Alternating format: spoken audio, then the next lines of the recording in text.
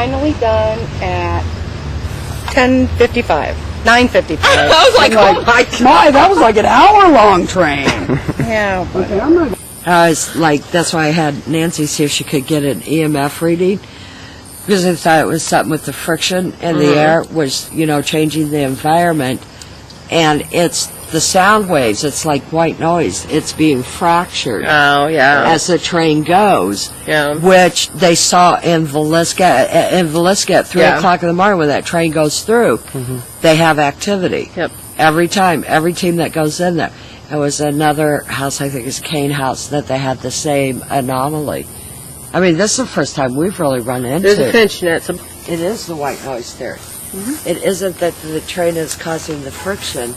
It's that the train is fracturing the sound waves. Well, it could be that the train is opening opportunity. It like turning a fan on. increases residual activity. They see that at Villisca at 3 o'clock in the morning when the train goes through. Last night, Jenny was thinking about the investigation, and as you know, we've not told anybody anything. I don't even know what's going on in this house. Jess is the only one that's privy to it. And so last night, Jennifer's thinking about the investigation while she's trying to get to bed, and she got a couple of names and kept them to herself. She did tell me and Jessie that she got a couple of names, and I said, write them down and keep them to yourself. And then Dawn related a story, if you want to tell them what your neighbor said. Oh, my neighbor, about the neighbor next door. She was telling me, trying to give me the names of the first names of the people who used to live here a while back. And she said that the neighbor to the, what direction is that, north of her, come to her and was telling her about a woman that he saw in the house, and described her and said that it was the wife of the guy that used to live in this house, like one of the first or second people that ever lived in this house, is haunting his house, and he's seen her many, many times. And what's your neighbor's name? Dorothy Garland. Jenny, what name did you write down last night? Dorothy. And Edward. And she's going to find out if Edward is the husband's name. Yeah, because he passed or away. the neighbor's name. Yeah, It because could be the other neighbor. it could be the other neighbor. I open these during the daytime to the light, but at night I don't want people peeking in on me. And which comes through the door, right? So I have all right. This is my ritual at night. I come in here and I clutch up my shade. Can you see the door?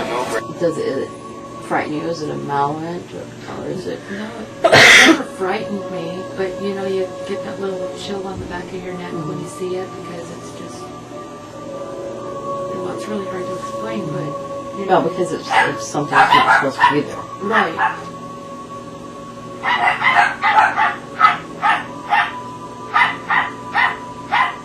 Is it just because you're in here? The dogs. Is it just because you're in here and they're not? Yeah, no, I'm in here and there's other people in the house. Okay. Yeah, they're very protective. Because something special on that could sound like it coming from there.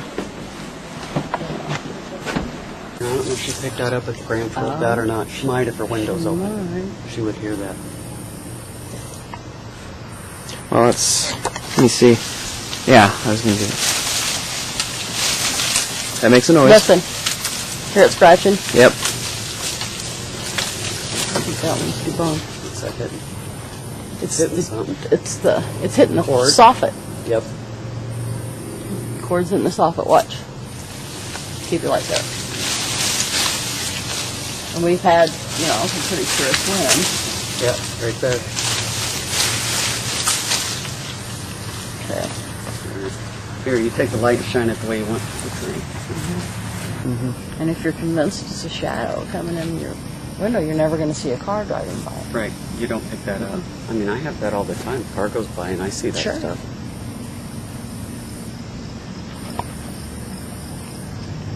Well, on a car did go by, yeah. But out here along your soffit, you've got a wire running in. Right.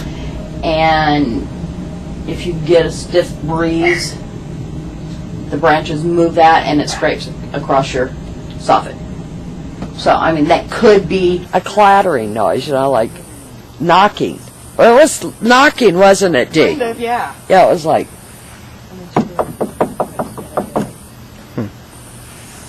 You went around the whole house. Okay. we can't find anything. And we went in and We went couldn't find any critters. Depressed me. But it was cool while it was happening. Okay. Well, earlier, just go over it all. Yep. Tell us your impressions so far. Okay. Well, earlier downstairs we were in the basement, and I said she keeps moving. I kept referring to a woman. Jeanette's just like, well, that's write that down. Significant. So I did that. She seemed kind of, I don't know if cheerful is quite the right word, but like when she keeps herself busy, she's like hums or sings or something like that, kind of as she's like working or doing something. I see her, she doesn't have her hair down, it's like up, maybe a bun or something back here she wears. It's like a darker color. Okay, and then the garage went out there, uneasy, almost more than the basement. Reminds me of maybe like a husband-wife or some kind of relationship, having an argument. She keeps herself busy, like maybe in here, and he goes outside. And then I went back to the garage about 9:36. Seemed calmer than it was the first time, but it was like a false sense of security type calm, or like a true calm. So, pretty much that.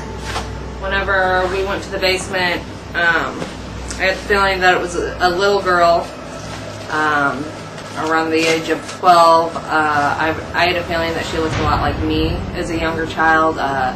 Brown hair just past the shoulders, parted in the middle, and it was down. I did not get any clothing at all.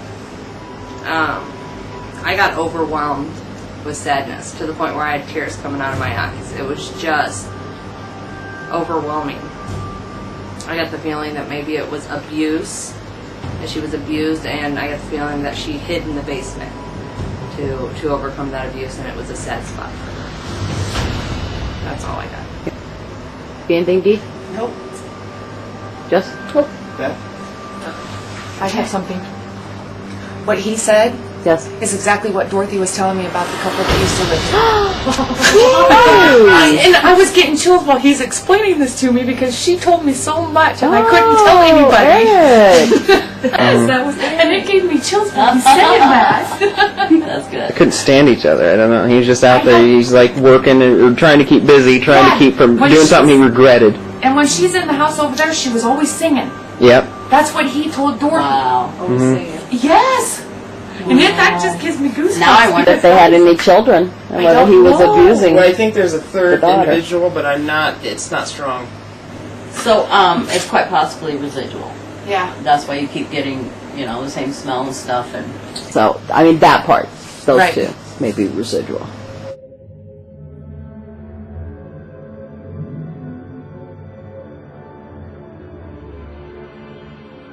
We were leaving the Boone investigation, and the radio in our car decided to change channels, and also the volume went up, and also Eric had the same experience. His volume went up in his car too. Nancy's always channel hopping in the vehicles, and I just assumed it was her, but I glanced over and her hand was not on the radio at all. And so I looked at her and she looked at me and she's like, oh, well, guess what? Hi, Shell. How's you? Good. Somewhere. Yes. It doesn't. My nose does. But then, oh, jeez. I didn't think it